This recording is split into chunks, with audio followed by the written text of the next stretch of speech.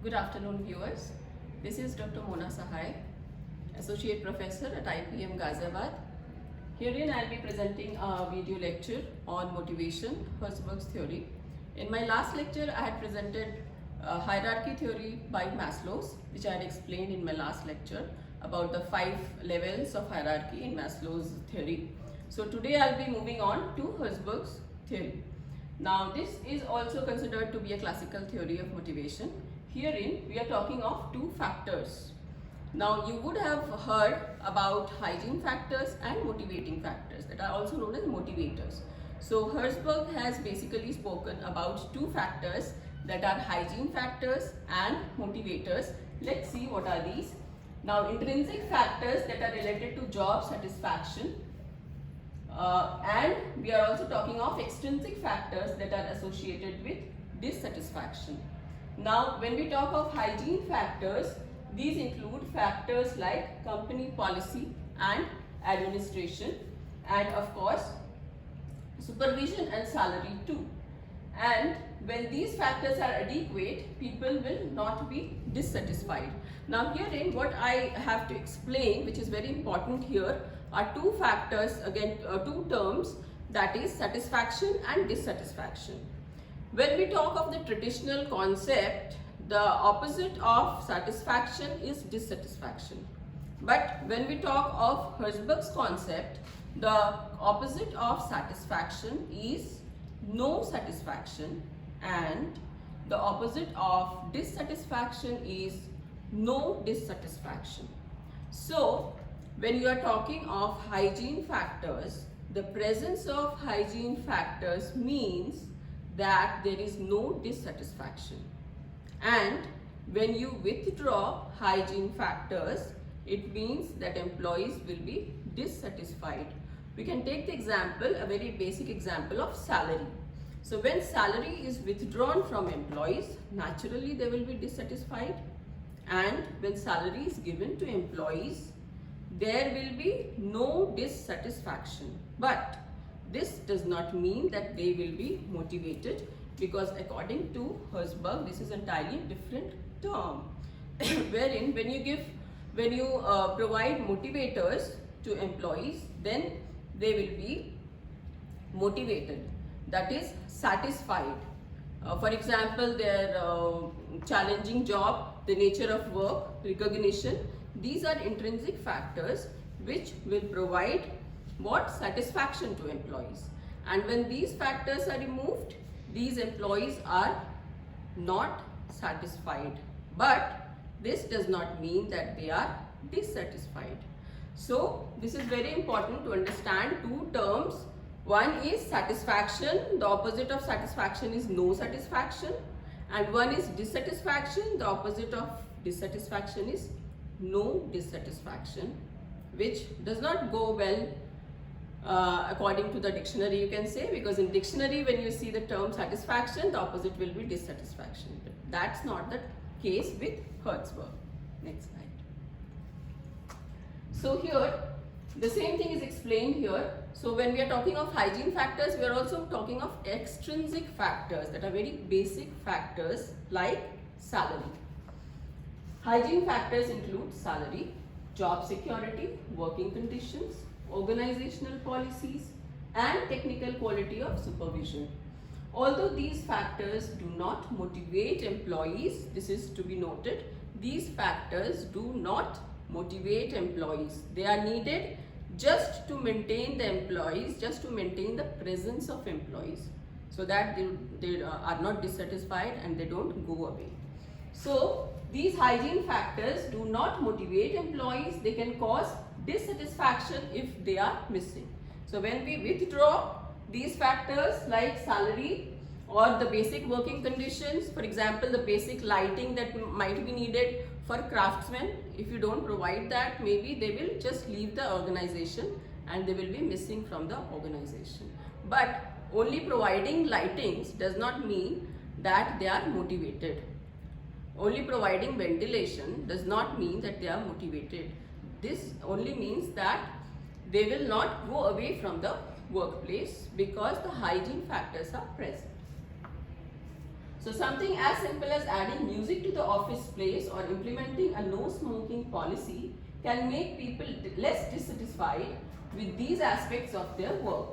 However, these improvements in hygiene factors do not necessarily increase satisfaction. So these only mean that there is no dissatisfaction. Okay. Now we come to the next factor, that is satisfiers or motivators, that we are discussing a lot these days, and that is the crucial point behind motivational factors if we talk about. So we are talking a lot about motivation these days. How can we motivate our employees? How can the workforce be motivated? Which again positively affects the productivity of employees. So when we talk of satisfiers or motivators, they include such things as responsibility, achievement, growth prospects, the recognition that you get at workplace, the rewards.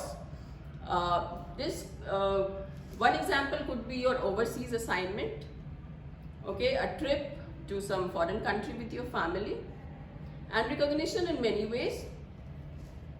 For example, managers can find out what people really do in their jobs and make improvements, thus increasing job satisfaction and performance. So here we can also look into what people are doing actually that can enhance their job satisfaction and motivation. Here, this is a typical, you can say, division of these factors, wherein we have placed hygiene factors here, and also this includes the classic examples of hygiene factors. We have discussed working conditions, salary, job security, personal life, relationships with others, quality of supervision, and company policies. All are hygiene factors. While when we talk of motivational factors, achievement, career advancement, personal growth, job interest, recognition, and responsibility. All these are included in motivational factors. So here, when we talk of motivational factors, when they are provided, employees are getting what? Motivation. They are getting motivation and positive satisfaction. Wherein, when we are talking of hygiene factors, it just means that they are not dissatisfied. But this also does not mean that they are motivated, because we have not mentioned motivational factors here. So this might mean that they are not motivated if motivational factors are not provided to them. It only means that they are not dissatisfied. And when even hygiene factors are not present there, it means that they are dissatisfied also and demotivated also. So I hope these three sets of terms are clear. When we are providing motivational factors, when we are providing hygiene factors but not motivational factors, and when we are withdrawing even hygiene factors. So these were the three cases that we discussed right now.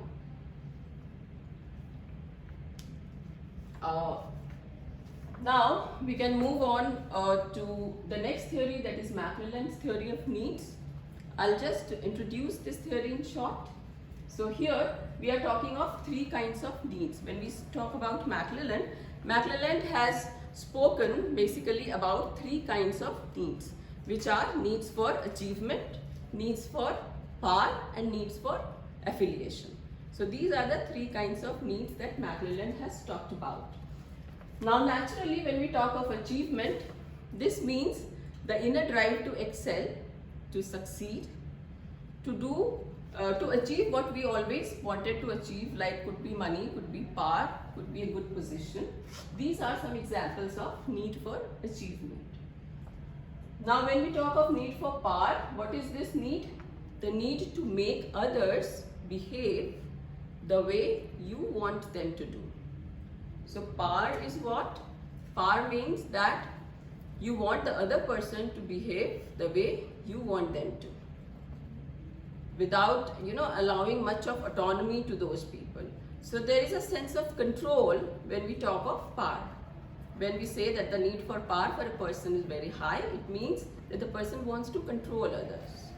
And when we are talking of need for affiliation, this is the desire for friendly cooperation with colleagues, with your bosses, with people with whom we are working.